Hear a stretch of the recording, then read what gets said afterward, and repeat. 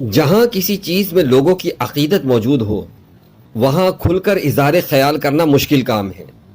یہ پنجرا پول کا علاقہ ہے جہاں سالوں سے چھوٹے سر کا آدمی جمن نظر آئے گا۔ علاقہ مکینوں کے مطابق وہ جمن کو بچپن سے ہی دیکھتے آ رہے ہیں۔ جمن کے والد کا انتقال ہو گیا ہے، وہ اب اپنی والدہ کے ساتھ یہیں کہیں پر رہتا ہے۔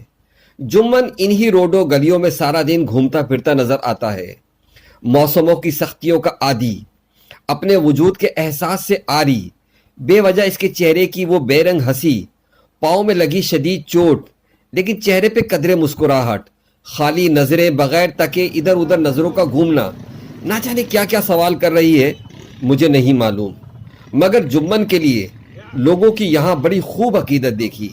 ایک عام سے فروٹ بیچنے والے نے درجن سے زیادہ کیلے جمن کو ویسے ہی بلا معاوضہ دے